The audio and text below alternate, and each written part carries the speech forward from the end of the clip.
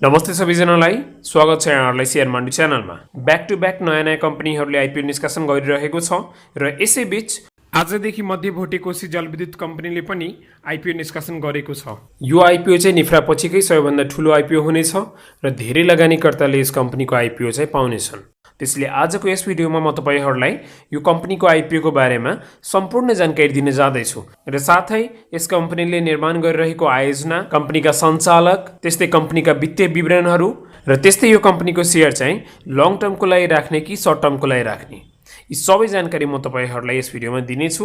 त्यसैले भिडियो अन्त्यसम्म हेर्नु होला। अब यो भिडियो सुरु गरौँ। मध्य भोटेकोशी जलविद्युत कम्पनी एउटा हाइड्रो पावर कम्पनी हो। यो कम्पनीले के काम गर्छ त्यसको बारेमा धेरै भनिराख्नु पर्दैन, किनभने कम्पनीको नामबाट नै कम्पनीको वर्किङ नेचर चाहिँ थाहा हुन्छ। यस कम्पनीको स्थापना विक्रम सम्वत 2066 साल श्रावण 13 गते भएको थियो र यो कम्पनीको प्रमुख कार्यालय काठमाडौँ महानगरपालिकाको महाराजगञ्जमा रहेको छ। अब यो कम्पनीले निर्माण गरिरहेको प्रोजेक्टको बारेमा कुरा गरौँ। यस कम्पनीले बनाउँदै गरेको आयोजना चाहिँ सिन्धुपाल्चोक जिल्लाको गाती र मार्बिङ गाविसमा रहेको छ र कम्पनीले 102 मेगावाटको प्रोजेक्ट चाहिँ निर्माण गरिरहेको छ र यो आयोजनाको प्रकार चाहिँ रन अफ रिभर हो र रन अफ रिभर अन्तर्गत चाहिँ बर्खायाममा धेरै विद्युत उत्पादन हुन्छ र त्यस्तै सुखायाममा चाहिँ थोरै विद्युत उत्पादन हुन्छ, किनभने यहाँ चाहिँ नदीको बहाव अनुसार नै बिजुली उत्पादन हुन्छ। यस आयोजनाबाट कम्पनीले जम्मा 27 वर्ष 7 महिनासम्म मात्र अब विद्युत उत्पादन गर्न पाउँछ र त्यसपछि यो प्रोजेक्टको स्वामित्व चाहिँ नेपाल सरकारले लिनेछ। यो चाहिँ जहिले पनि बोट इन्टिटीमा यस्तो हुन्छ। बोट भनेकै बिल्ट, ओन, अपरेट र ट्रान्सफर हो। कुनै पनि आयोजना बनाइसकेपछि केही वर्ष त्यो आयोजना चाहिँ रन गर्ने र रन गरिसकेपछि र पछि चाहिँ त्यो आयोजना चाहिँ नेपाल सरकारको स्वामित्वमा जान्छ। त्यसैले यस कम्पनीले विक्रम सम्वत 2105 मङ्सिर 17 गतेसम्म मात्र यो प्रोजेक्टबाट विद्युत उत्पादन गर्न पाउँछ र त्यसपछि यो प्रोजेक्टको स्वामित्व चाहिँ नेपाल सरकारको हातमा जान्छ र यो मितिभन्दा अगाडि नै कम्पनीले अरू कुनै नयाँ प्रोजेक्ट ल्याउनु पर्छ र त्योबाट मात्र कम्पनीलाई चाहिँ फाइदा हुन्छ। त्यसैले यो लाइसेन्सको म्याच चाहिँ सकिएपछि प्रोजेक्टको स्वामित्व मात्र नेपाल सरकारको हातमा जाने हो, कम्पनीको शेयर चाहिँ जाँदैन। अब यो आयोजनाबाट कम्पनीले प्रति मेगावाट विद्युत उत्पादन गर्न 16 करोड 64 लाख रुपियाँ खर्च गरेको छ। अब यो प्रति मेगावाट लागत चाहिँ अरू हाइड्रो पावरसित कम्पेयर गरेर हेर्दा चाहिँ यो कस्ट एकदमै रिजनेबल कस्ट हो। यो कस्ट धेरै पनि होइन र थोरै पनि होइन। योभन्दा अगाडि चाहिँ साहस ऊर्जाले आइपिओ निष्कासन गरेको थियो र त्यसको प्रति मेगावाट लागत चाहिँ जम्मा 13 करोड मात्र थियो। त्यो चाहिँ एकदमै राम्रो कस्ट थियो, तर त्यो कस्ट चाहिँ एक्ज्याक्ट 13 करोड नै हुँदैन, 13 करोडभन्दा अलि बढ्न पनि सक्छ। त्यस्तै यो प्रोजेक्टको पनि कस्ट चाहिँ एक्ज्याक्ट 16 करोड नै हुँदैन, 16 करोडभन्दा अलि बढ्न पनि सक्छ। विभिन्न बाधा अडचनले गर्दा कम्पनीले समयमा आयोजना निर्माण गर्न सकिरहेको हुँदैन र त्यस्तो बेला चाहिँ कस्ट बढ्न जान्छ। त्यसैले यसको पनि कस्ट केही हदसम्म बढ्नेछ। त्यस्तै पेब्याक पिरियड अर्थात् कम्पनीले जति लगानी गरेको छ त्यो सबै फिर्ता पाउन चाहिँ कति वर्ष लाग्नेछ त? पेब्याक पिरियड अनुसार चाहिँ कम्पनीले 7 वर्षमा आफ्नो लगानी चाहिँ फिर्ता पाउनेछ र त्यस्तै डिस्काउन्टेड पेब्याक पिरियड अनुसार चाहिँ 15 वर्षमा कम्पनीले आफ्नो लगानी चाहिँ फिर्ता पाउनेछ। अब डिस्काउन्टेड पेब्याक पिरियडमा चाहिँ हरेक वर्षको इन्फ्लेसनहरू जम्मै जोडेको हुन्छ। त्यसले गर्दा त्यो अनुसार चाहिँ हामीले क्याल्कुलेट गर्यो भने 15 वर्षमा कम्पनीले चाहिँ आफ्नो लगानी फिर्ता पाउनेछ र जहिले पनि लगानी गर्दा डिस्काउन्टेड पेब्याक पिरियड हेरेर नै लगानी गर्नु होला।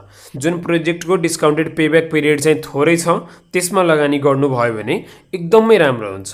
त्यस्तै यो आयोजनाको रिक्वायर्ड कमर्सियल अपरेसन डेट चाहिँ यही वर्षको कार्तिक 14 गते रहेको छ र मलाई जहाँसम्म लाग्छ यो 14 गतेसम्म यो कम्पनीले चाहिँ बत्ती बाल्ने छैन। यो आरसिओडी चाहिँ फेरि अपडेट हुन्छ। कम्पनीले समयमा चाहिँ प्रोजेक्ट कम्प्लिट गर्न सकेको छैन, जसले गर्दा यो आरसिओडी चाहिँ अपडेट हुन्छ। अब यस कम्पनीले चाहिँ एनइएसित पिपिए साइन गरिसकेको छ, अर्थात् पावर पर्चेज एग्रिमेन्ट। अब विद्युत उत्पादन गरिसकेपछि त्यो चाहिँ बिक्री गर्नु पर्यो र त्यो खरिद गर्ने एउटा मात्र संस्था छ, त्यो चाहिँ नेपाल इलेक्ट्रिसिटी अथोरिटी रहेको छ। अब त्यो संस्थाले चाहिँ विद्युत खरिद गर्छ र त्यो संस्थाले विद्युत खरिद गरिसकेपछि अनि मात्र कम्पनीलाई चाहिँ इन्कम हुन्छ र कम्पनीले पिपिए चाहिँ अलरेडी साइन गरिसकेको छ र पिपिए को रेट पनि एकदमै राम्रो छ। सुखायाममा 8 रुपियाँ 40 पैसा र त्यस्तै बर्खायाममा चाहिँ 4 रुपियाँ 80 पैसा प्रति किलोवाट चाहिँ एनइएले चाहिँ विद्युत खरिद गर्नेछ। यो रेट चाहिँ एकदमै राम्रो छ र यो रेट पनि अब केही महिनासम्म चाहिँ इन्क्रिज हुन्छ। त्यसैले ओभरअल कम्पनीको प्रोजेक्ट हेर्दा चाहिँ अहिले कम्पनीको प्रोजेक्ट चाहिँ फुल्ली कम्प्लिट भएको छैन, अझै केही समय लाग्नेछ, तर छिटो नै कम्पनीले यो प्रोजेक्ट चाहिँ कम्प्लिट गर्नेछ। अब यस कम्पनीको आइपिओको बारेमा कुरा गरौँ।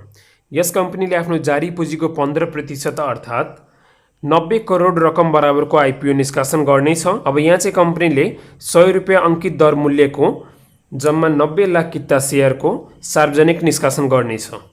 अब यसमध्ये 4% अर्थात् 3,60,000 किता कम्पनीले आफ्नो कर्मचारीहरूको लागि छुट्याइएको छ।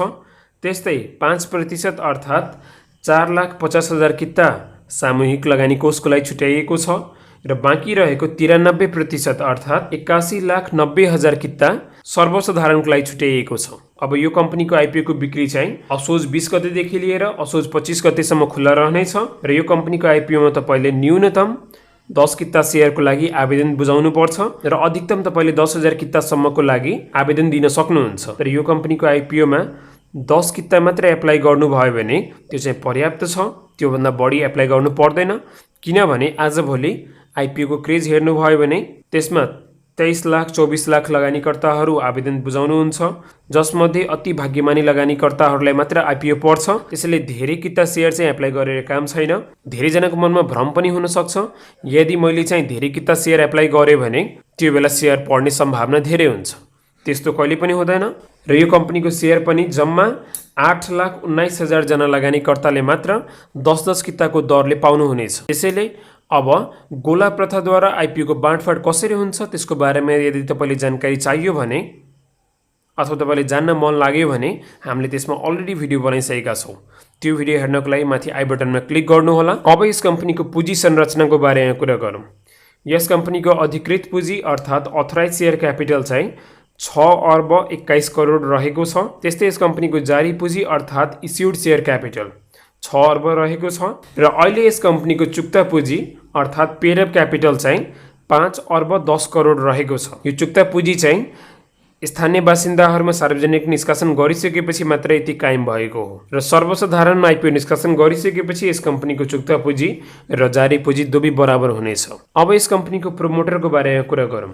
यस कम्पनीमा 51% संस्थापकहरूको लगानी रहेको छ भने बाँकी रहेको 49% मा अन्य संस्था र त्यस्तै सर्वसाधारण र स्थानीय बासिन्दाहरूको लगानी रहेको छ। अब 51% संस्थापकमा चाहिँ सबैभन्दा धेरै लगानी चाहिँ चिलिमे हाइड्रो पावर कम्पनीको रहेको छ र यो कम्पनी चाहिँ चिलिमे हाइड्रो पावर कम्पनीको सब्सिडियरी कम्पनी हो। यस कम्पनीमा चिलिमे हाइड्रो पावर कम्पनीको 37% लगानी रहेको छ र त्यस्तै अर्को संस्थापकमा चाहिँ नेपाल विद्युत प्राधिकरण रहेको छ।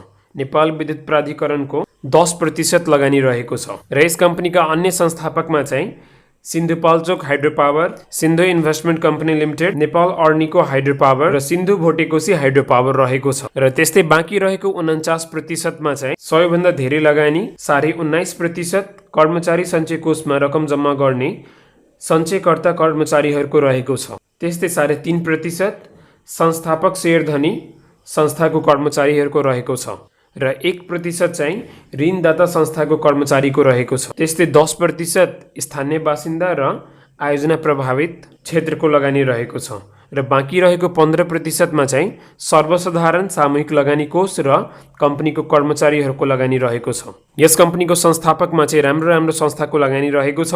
सबैभन्दा पहिले हाइड्रो पावर क्षेत्रको सबैभन्दा पुरानो कम्पनी र लगानीकर्ताहरूलाई हरेक वर्ष राम्रो लाभांश दिँदै आएको चिलिमे हाइड्रो पावर कम्पनीको पनि यसमा लगानी रहेको छ र त्यस्तै अर्को चाहिँ नेपाल विद्युत प्राधिकरणको पनि यसमा लगानी रहेको छ। त्यसैले यस कम्पनीमा प्रतिष्ठित संस्थाहरूको लगानी रहेको छ।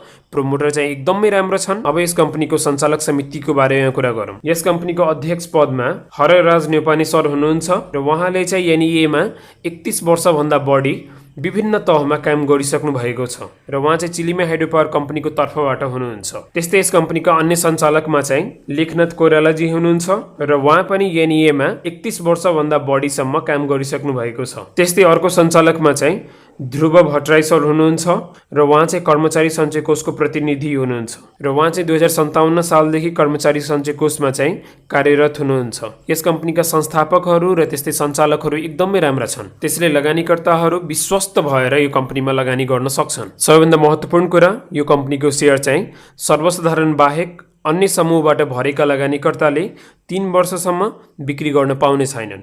3 वर्ष चाहिँ लक इन पिरियड रहेको छ। त्यस्तै यस कम्पनीको पछिल्लो 3 वर्ष र आउने 3 वर्षको वित्तीय विवरणहरू हेरौँ। सबैभन्दा पहिले पेड अप क्यापिटल अर्थात् चुक्ता पुँजी। आर्थिक वर्ष 2074-75 मा यस कम्पनीको पेड अप क्यापिटल चाहिँ 3 अर्ब 6 करोड थियो। त्यस्तै 75-76 मा यस कम्पनीको पेड अप क्यापिटल 3 अर्ब 6 करोडबाट बढेर 4 अर्ब 50 करोडसम्म पुगेको छ। त्यसपछि 76-77 मा बढेको छैन, तर 77-78 देखि यस कम्पनीको पेड अप क्यापिटल चाहिँ 6 अर्ब भएको छ, किनभने यस कम्पनीले रिसेन्टली लोकल र त्यस्तै जेनरल पब्लिकमा चाहिँ आइपिओ निष्कासन गरेको छ। त्यसले गर्दा यस कम्पनीको पेड अप क्यापिटल चाहिँ बढेको छ र 3 वर्षसम्म यस कम्पनीको पेड अप क्यापिटल चाहिँ बढेको छैन। यसको मतलब यस कम्पनीले चाहिँ 3 वर्षसम्म बोनस सेयर दिने छैन। तर अब बोनस सेयर दिन्छ कि दिँदैन त्यसको बारेमा म तपाईहरुलाई भिडियोको लास्टमा चाहिँ जानकारी दिनेछु। अर्को चाहिँ यस कम्पनीको रिजर्भ हेरौँ। यस कम्पनीको रिजर्भ चाहिँ पछिल्लो 3 वर्षमा नेगेटिभ छ, किनभने यस कम्पनीले अहिलेसम्म प्रोडक्सन सुरु गरेको छैन, जसले गर्दा यो कम्पनीको रिजर्भ चाहिँ नेगेटिभ छ। अब प्रोडक्सन सुरु गरिसकेपछि अनि मात्र यो कम्पनीको रिजर्भ चाहिँ पोजिटिभमा आउँछ र रिजर्भमा जति धेरै पैसा भयो कम्पनीलाई चाहिँ त्यति नै धेरै फाइदा हुन्छ, किनभने त्यहाँबाट कम्पनीले अरू नयाँ क्षेत्रमा लगानी गर्न पाउँछ अथवा अरू कुनै प्रोजेक्टहरू डेभलप गर्न पाउँछ र साथै कम्पनीमाथि कुनै पनि त्यस्तो आपद विपद पर्यो भने त्यो बेला कम्पनीले आफ्नो रिजर्भबाट चाहिँ पैसा चलाउने गर्छ।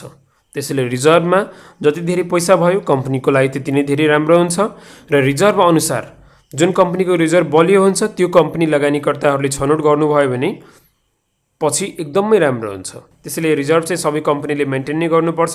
रिजर्भमा जति धेरै पैसा भयो त्यो कम्पनीको भ्यालुएसन त्यति नै धेरै हाई हुन्छ। अर्को चाहिँ यस कम्पनीको लङ टर्म लोन्स हेरौँ। हरेक वर्ष कम्पनीको लङ टर्म लोन्स चाहिँ बढ्दै गएको छ, किनभने कम्पनीले समयमा चाहिँ प्रोजेक्ट कम्प्लिट गर्न सकेको छैन, जसले गर्दा हरेक वर्ष कम्पनीले चाहिँ ऋण लिन परेको छ र आगामी 3 वर्षमा कम्पनीले चाहिँ जसरी पनि प्रोडक्सन सुरु गर्नेछ, जसले गर्दा ऋणको भार पनि बिस्तारै कम हुनेछ। त्यस्तै इन्कम फ्रम इलेक्ट्रिसिटी सेल्स कम्पनीले अहिलेसम्म बत्ती बालेको छैन, जसले गर्दा यो इलेक्ट्रिसिटी सेल्सबाट चाहिँ आम्दानी भएको छैन। तर आउने 3 वर्षमा कम्पनीले चाहिँ हरेक वर्ष आफ्नो सेल्स बढाउने प्रक्षेपण गरेको छ। आर्थिक वर्ष 77-78 मा चाहिँ कम्पनीले इलेक्ट्रिसिटी सेल्सबाट 1 अर्ब 6 करोड चाहिँ आय आर्जन गर्ने टार्गेट लिएको छ।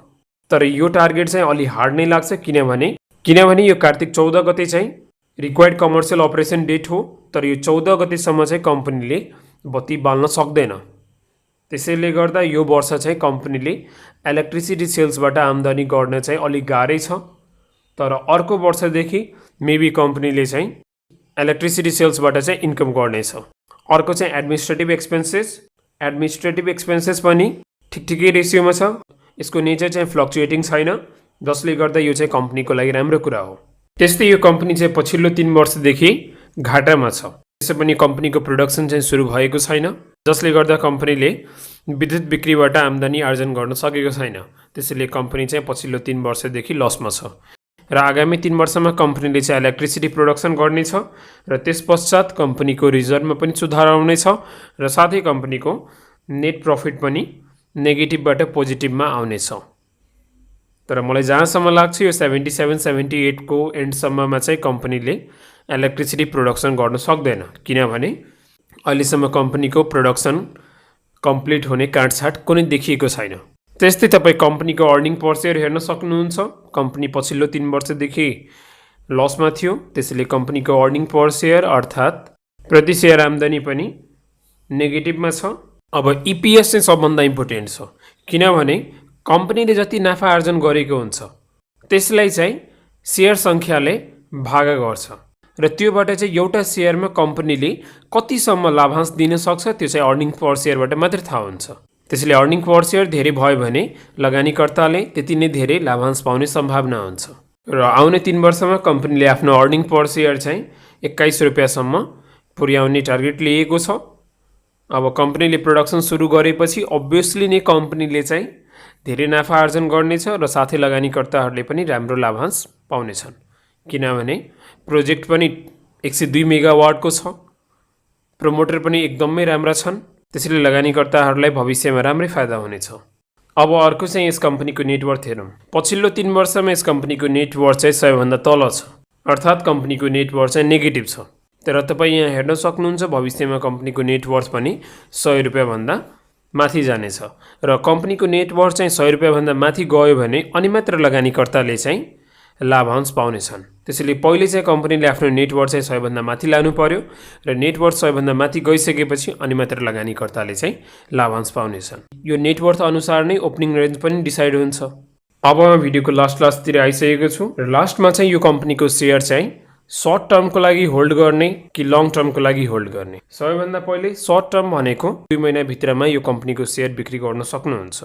तर लङ टर्म भनेको बोनसको धारणा राखेर लामो समयसम्मको लागि होल्ड गर्ने। त्यसैले पहिले चाहिँ सर्ट टर्मको बारेमा कुरा गरौँ। सर्ट टर्ममा तपाईँले नो डाउट यो कम्पनीबाट राम्रै क्यापिटल गेन हुनेछ। अहिलेको ट्रेन्डमा नयाँ लिस्ट भएको कम्पनीहरू चाहिँ दोस्रो बजारमा राम्रै मूल्यसम्म पुग्ने गर्छ, त्यसैले तपाईँले पनि राम्रै फाइदा हुन्छ। केही दिन मात्र अगाडि मैलुङ खोला चाहिँ दोस्रो बजारमा लिस्ट भयो र त्यो कम्पनी चाहिँ यो कम्पनीभन्दा विक पनि छ र प्रमोटर पनि राम्रो छैन। तैपनि त्यो कम्पनीले चाहिँ राम्रै ओपनिङ प्राइस रेन्ज पायो र अहिले दिनका दिन त्यो कम्पनीले चाहिँ सर्किट हानेर लगानीकर्ताहरूले चाहिँ राम्रै क्यापिटल गेन चाहिँ गराएको छ। त्यसैले सर्ट टर्ममा तपाईँले यो कम्पनीबाट चाहिँ राम्रै फाइदा हुन्छ र साथै यस कम्पनीले चाहिँ नेप्सेबाट पहिलो कारोबारको लागि 94 रुपियाँ 39 पैसादेखि लिएर 283 रुपियाँ 17 पैसासम्मको लागि ओपनिङ प्राइस रेन्ज पाउनेछ र यो प्राइस रेन्जभित्र चाहिँ यो कम्पनीको दोस्रो बजारमा पहिलो कारोबार हुनेछ। अधिकांश कम्पनीको पहिलो कारोबार चाहिँ म्याक्सिमम प्राइसमै खुल्ने गर्छ। त्यसैले नो डाउट सर्ट टर्ममा पनि तपाईँले यो कम्पनीबाट चाहिँ राम्रै फाइदा हुन्छ। अब लङ टर्मको कुरा गर्दा चाहिँ यो कम्पनीले तपाईँले राम्रो लाभांश दिनको लागि अझै 1-2 वर्ष चाहिँ लगाउनेछ, मिनिमममा पनि 2 वर्षसम्म लाग्नेछ। अब त्योभन्दा बढी चाहिँ भन्न सकिन्न र 2 वर्षपछि मात्र यस कम्पनीले आफ्नो लगानीकर्ताले चाहिँ राम्रो बोनस सेयर दिनेछ र यस कम्पनीले समयमा प्रोजेक्ट चाहिँ कम्प्लिट गर्यो भने चिलीमा हाइड्रो पावर जतिकै लाभांश दिन सक्नेछ। त्यसैले गर्दा प्रोमोटर एकदमै राम्रा छन्। प्रोमोटरसित हाइड्रो पावर क्षेत्रको राम्रो एक्सपिरियन्स छ र राम्रो सञ्चालक भयो भने कम्पनीको प्रगति पनि राम्रो हुन्छ र लगानीकर्ताहरूको लागि लगानी गर्नको लागि त्यो चाहिँ सकारात्मक पक्ष हो। त्यसैले यो कम्पनीले भविष्यमा तपाईँले चाहिँ बोनस सेयर दिनेछ।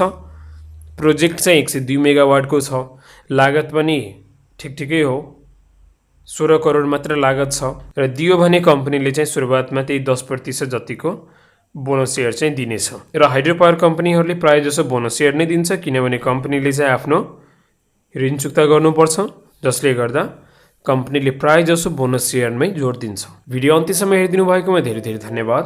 तपाईँले भिडियो कस्तो लाग्यो आफ्नो प्रतिक्रिया चाहिँ दिन नबिर्सनुहोला र त्यस्तै सेयर बजार सम्बन्धी ज्ञानमूलक भिडियो हेर्नलाई हाम्रो च्यानललाई सब्स्क्राइब गर्नुहोला र छेउमा रहेको बेल आइकनमा क्लिक गरेर अल अप्सन सेलेक्ट गर्नुहोला, जसले गर्दा भिडियो अपलोड हुन साथ त्यसको जानकारी सबैभन्दा पहिले तपाईँले पाउनुहुनेछ।